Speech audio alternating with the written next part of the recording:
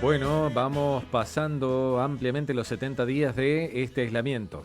Y me acuerdo que cuando no llegamos a pasar el primer mes, hablamos con Alejandro Pegoraro, el director de la consultora chaqueña Politicon, de las cifras, que ya el primer mes se Así es. notaban que eran bastante difíciles para todos.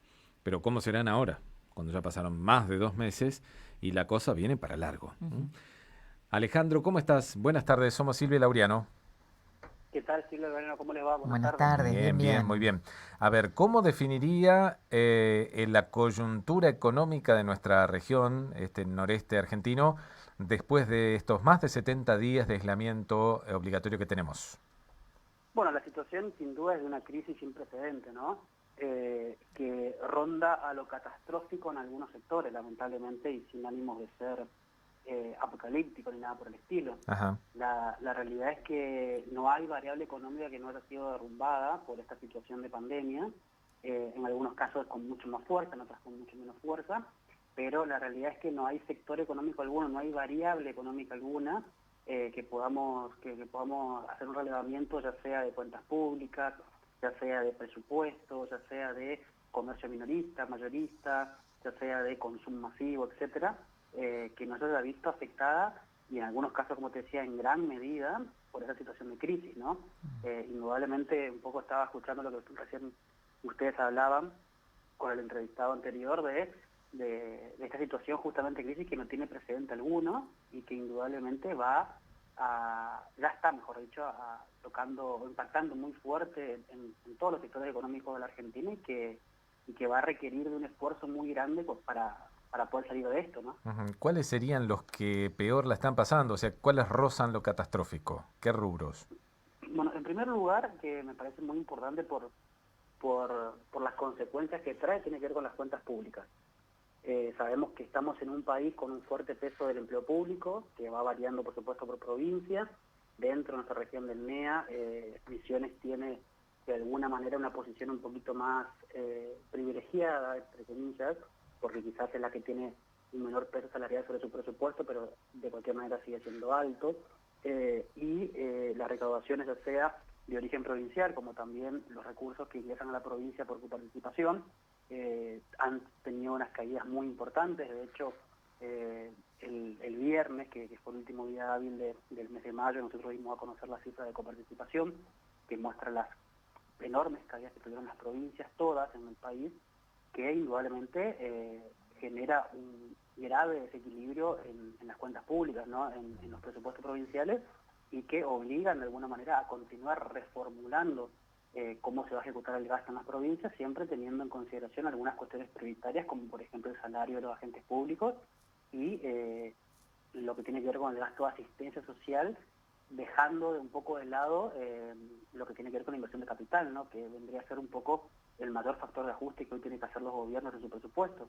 Pensemos que en términos reales la provincia de Misiones perdió casi 2.000 millones de pesos únicamente en mayo, ¿no? Que es una caída muy importante, y que en lo que va del año, pensemos, tenemos 2 meses atravesados plenamente por la pandemia, que es abril y mayo, un mes que fue marzo, que lo atravesó en la mitad, ¿no? A la segunda quincena, pero también veníamos con un mes de enero y febrero que veníamos arrastrando una recesión Mm. que duró más de un año y medio casi en la Argentina, que seguimos todavía estando en ese lugar, que lo que generó es que la provincia haya perdido en términos reales en todo lo que va del año casi un poquito más de 4.500 millones de pesos, solamente en concepto de recursos por coparticipación. Mm. Sumémosle a ese la recaudación propia, que se estima una caída más o menos del 30%, genera un grave desfasaje en las cuentas públicas que obliga a los gobiernos provinciales a, te decía antes, ¿no? A reformular sus presupuestos, a afinar la lapicera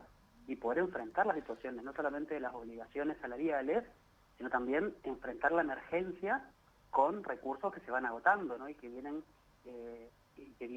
cada vez con menor crecimiento. Ujú. Eso por un lado. Después tenemos otras cuestiones eh,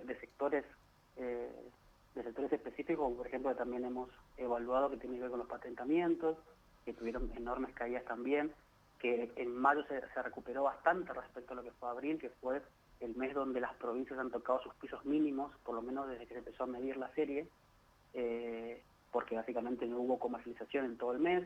las ventas han crecido en el mercado, pero vamos a ver,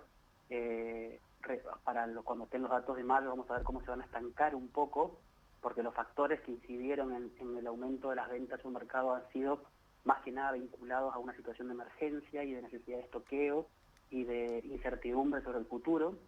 Y después las ventas minoristas, que también han sido relevadas por CAME, han tenido caída de 50 puntos, 60 puntos, 70 puntos, y el sostenimiento del empleo, que también es un factor muy fuerte, sobre todo en la pyme argentina, en donde, si bien ahora hay cierto respiro en algunas industrias en particular, un poco por la flexibilización de la cuarentena y otro poco por las asistencias que han tenido del Estado Nacional, todavía hay muchísimas pymes, más de 300.000 pymes, que están preguntando cómo vamos a pagar sueldos, ¿no? Entonces, un poco dentro de estas cosas se engloba lo que es la problemática del sector público para poder afrontar, por un lado, las obligaciones que tiene propiamente dicha ella, también cómo afrontar la asistencia que se le debe o se le podría otorgar al privado, y también, por supuesto, la cuestión propiamente dicha del privado, de cómo afrontar sus propias obligaciones y cómo sostener como mínimo su industria, su comercio, su negocio. No cerrar. No cerrar, y en un contexto, repito, ¿no? En un contexto de crisis que veníamos atravesando 2 años de recesión económica. No se trata de que nosotros estábamos en un país que funcionaba plenamente y que de repente surgió una crisis sanitaria y que tiró todo para abajo la actividad.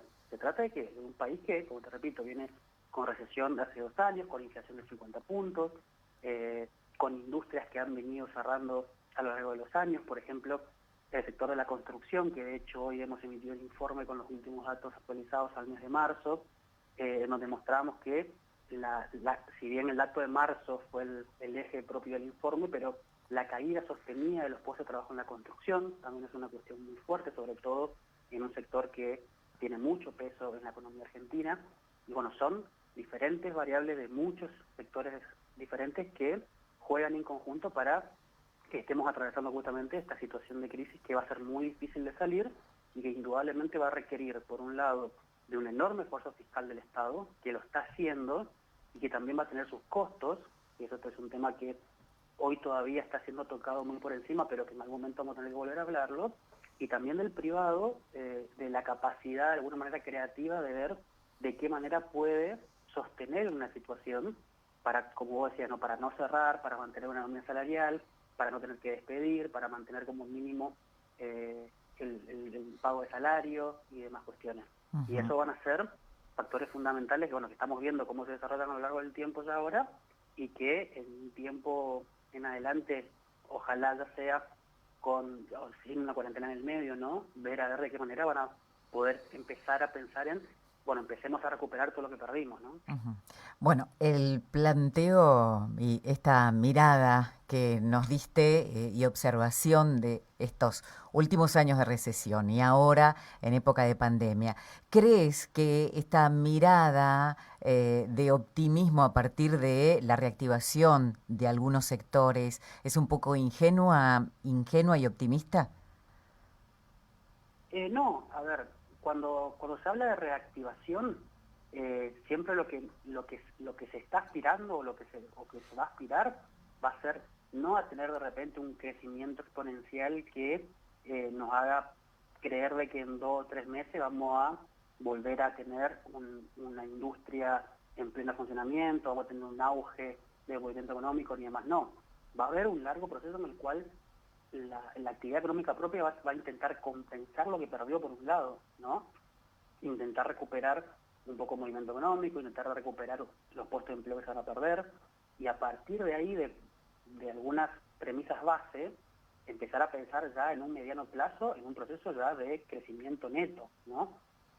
Sería, sí, muy ingenuo pensar que nos acercamos, una vez que se levante la cuarentena, nos acercamos a un periodo, a una etapa de crecimiento a tasa china, como tuvimos en el 2003. No, claramente eso no va a ocurrir, pero sí lo que la economía va a intentar hacer, o que toda la industria, el sector comercial y demás va a intentar generar, es una compensación de todo lo que se perdió en este tiempo, y volver por lo menos a los niveles de diciembre, a los niveles de noviembre, a los niveles de octubre del año pasado, ¿no?